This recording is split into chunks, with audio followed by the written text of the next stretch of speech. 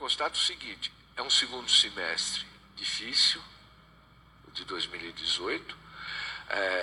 O 2019, primeiro semestre, é um semestre de transição, onde a gente vai estar muito perto de um equilíbrio, e o segundo semestre é muito bom. Professor, o Nicola já soltou um duvido. As voltas financeiras não são feitas de maneira tão rápida, Priol. O Corinthians tem 8 milhões de déficits mensal. O Corinthians vem num processo de dificuldade financeira há muito tempo, mexendo com déficits gigantes. E para complicar, com arrecadações menores, aliás, esse evento, essa entrevista foi dada num evento que trata justamente de novos planos aí de atração de torcedores. Apresentação de uma plataforma de conteúdo e interatividade, né? A virada no Flamengo, o Flamengo se tornou um clube saudável em no mínimo 3 anos. O Palmeiras passou pelo mesmo processo, com a facilidade ou com a ajuda de um cara que pôs 200 milhões de reais no clube. Isso acelera todos os processos, porque com 200 milhões capitalizados a baixíssimo custo de empréstimo, você consegue pagar as dívidas mais próximas e alonga as menos importantes. Então, o Corinthians não tem hoje a receita do estádio, e não vai ter tão cedo.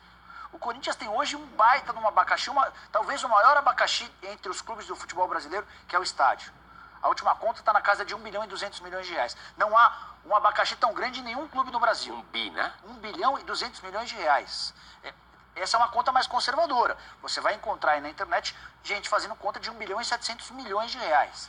Pois bem, o Corinthians não tem patrocínio master desde abril do ano passado. Então, algumas coisas estão virando lenda no Corinthians. O name rights virou lenda. O patrocínio master virou lenda. A arrecadação do estádio não entra.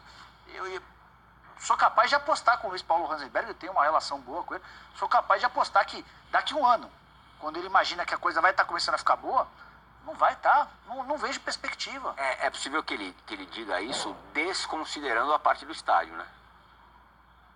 Mas aí... Não dá para separar, eu concordo. Mas é possível. Mas separa, no balancete separa.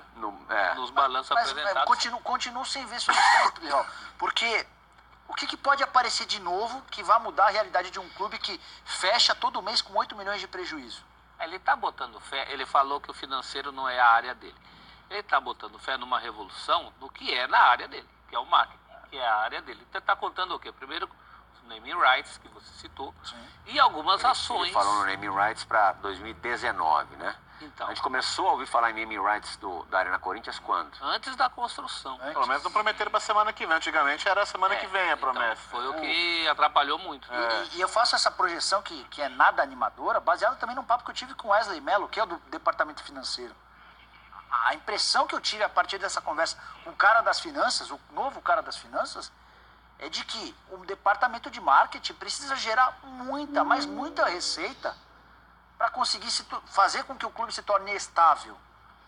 Todas as últimas vendas de jogadores no Corinthians têm sido para tapar buraco.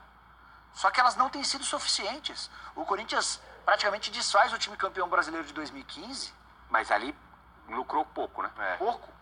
O máximo que lucrou foi com o Gil, que o Corinthians tinha 90% dos direitos econômicos e ele foi vendido por 40 milhões de reais. Mas esse é um outro problema interno. Você revela o jogador e o jogador está fatiado.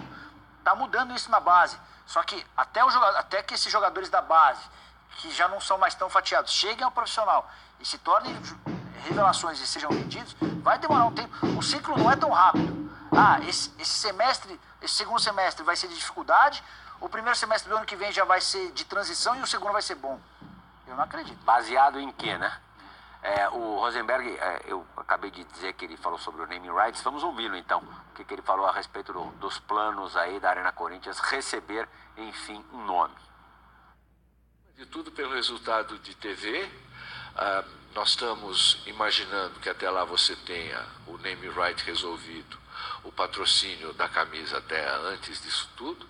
Então, tem uma travessia aí de mais 6 meses, mas em que os principais compromissos vão sendo honrados. Estão sendo honrados? Não. Salário em dia, imagens não. Comissões, nada. Comissões para empresário. A empresa, por exemplo, o Jadson. O Jadson tem contrato até dezembro. É um jogador que certamente vai merecer uma atenção especial do Corinthians ao longo das férias, da parada para a Copa. Porque a partir de agosto, ele pode assinar um pré-contrato com qualquer outro clube.